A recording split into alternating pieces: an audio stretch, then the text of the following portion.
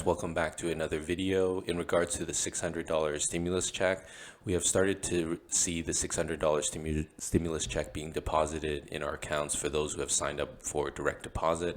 Paper checks were mailed out starting as of December 31st. So if you signed up for physical mail checks, you should be receiving that shortly. So as of right now, it seems that Congress made the $2,000 upgrade to the stimulus check pretty much dead. But I wanted to explore the possibility that it could be back and could be back for $2,000 or even a greater amount in possibly the months to come, because there seems to be a lot of bipartisan support for the larger stimulus check, both on the Democrat side for sure. And there's also members within Republicans who have voiced their concern and support for a larger stimulus check of $2,000 plus. As $600, it's great that the Americans can receive this amount, but it's not really a huge amount. But that being said, $600 is better than nothing. So the main idea is that we were coming into finding out possibly the results of the Georgia election. And ultimately, if the Republicans lose Georgia, we're gonna see a bigger stimulus voted in, I believe, by the Democrats. So let's take a look and react to the news on both sides. First MSNBC and then Fox News. Election. In a joint statement today, Senator Ted Cruz and 10 other GOP senators say they intend to vote to, quote, reject the election. So just as background, so now this was from MSNBC yesterday. So we have at least 10 Republicans who are going to publicly say that they're going to reject the results of the audit. So that number has grown constantly from 5 from a few weeks ago to now 10 plus with Ted Cruz. Electors from disputed states as not regularly given and lawfully certified unless an emergency 10-day audit is done. NBC's Shannon Pettypiece is at the White House with more. So Shannon, can you tell us what this audit is, what they're calling for, and will it go anywhere? Well, and it's also unclear why they are waiting until now, just days before they are set to vote, to certify the Electoral College votes, to call for this audit, which is, according to their statement description, would be quite extensive. They're saying that they want to see a full investigation. Yeah, so as usual, we have the December 6th voting date, to certify the elections, and then January 20th also coming up. So we're into just a few days before that, and it is awkward that we have, basically 2 to 3 days right before this date for these senators to oppose this. Fact-finding authority to conduct an emergency 10-day audit of the election results in disputed states. Once completed, the individual states would then evaluate the commission's findings and could convene a special legislative session to certify. I doubt if this 10-day audit is completed, this could drag on for a long time, much longer than, the January 20th date. By a change in their vote if needed. Of course, now coming less than 20 days before the inauguration for them calling for this. Now, yeah, the January 20th date is the inauguration. This does not change the odds or the likelihood in any way that the House and the Senate will certify the Electoral College votes on January 6th.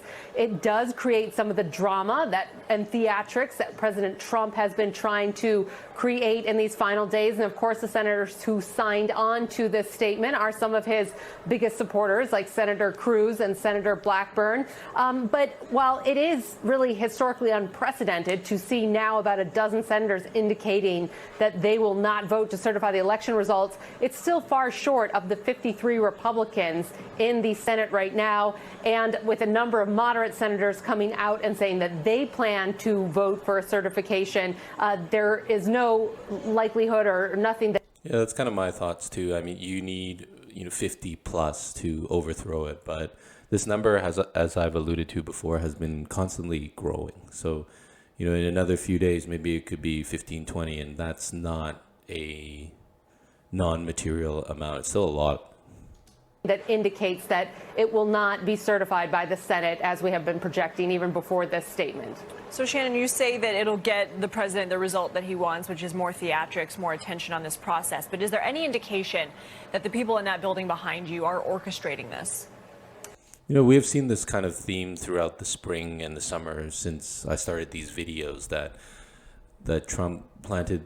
You know, we had these ideas of bringing up voter fraud, and we knew that if Trump lost, that this would be a huge issue. So like they said, it's kind of something that he's bringing up to, at least if he leaves the White House, it will be under a very contentious situation. Well, you know, the Trump campaign very quickly put out a statement following this, thanking these senators for issuing this statement, for saying that they won't vote for certification. You know, of course, when the president signed the COVID relief bill, one of the things he said one of the reasons he said he was signing that COVID relief bill is because the House and Senate had told him that they would take up this issue of voter fraud. So in a way, it is again getting what the president said he wanted for giving them that signature on the COVID relief bill and not allowing the government to be shut down. So certainly this is something the president is pushing for, something his campaign is behind, and he has now found a number of allies on the Hill to back it as well. And Shannon, we've seen the president use Twitter recently to continue to try and overturn this election that he lost and undermine the Georgia runoff elections that are happening this week. What are his next steps here, especially with this latest move by Republicans in support of his actions? Right. Well, on Georgia, he's planning to go down there and do a rally, though it's unclear how much that will be to help those candidates out there versus to give himself a platform to air his issues and Yeah, so like they said, he's planning a large rally right on January 6th, 11 a.m. So that's in Georgia. So that's right on the date that they're going to vote to certify. So, you know, very interesting. Grievances about the election results. Oftentimes when he goes someplace to campaign for candidates, it's 95% about him and his. So let's just take a look at some commentary from a Fox News podcast.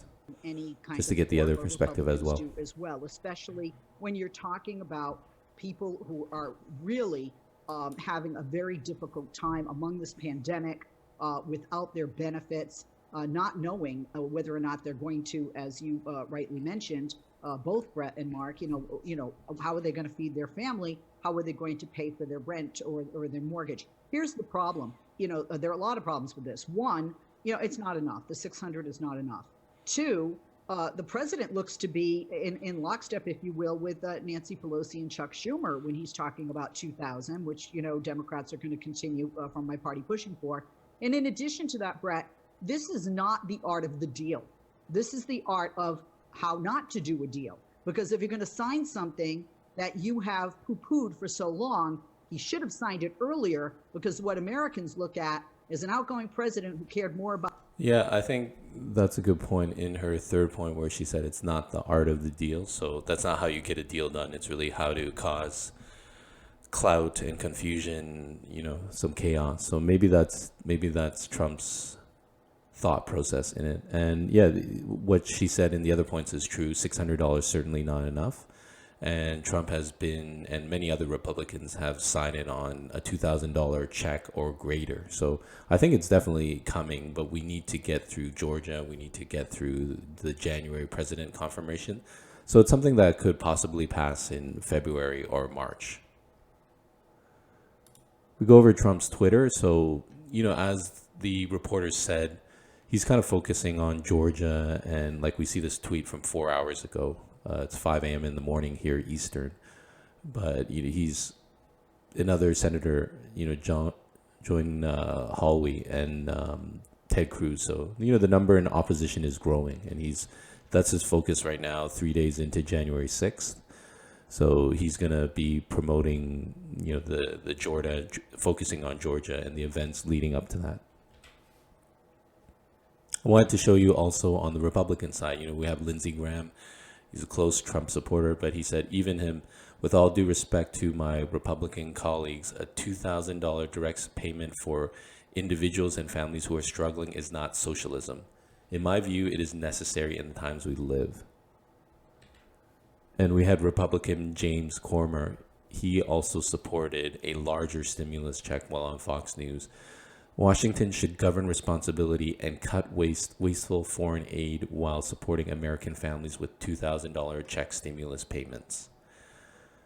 Democrat governors have delayed an economic recovery and hurt American workers by shutting down businesses and put the private sector on lockdown. So, criticizing shutdowns that really affect the private sector and small businesses and foreign aid going to, other countries in the billions can certainly be repositioned to better help the American people as well. And we've seen the support from both the Democrats and Republicans. So I wanted to cover also COVID-19 news. So 7-day infection rate is kind of leveling off, but it's picking up again. Yesterday, January 1st, the data's a little bit delayed from 2 days ago. We had under 200K infection, so it might be leveling off.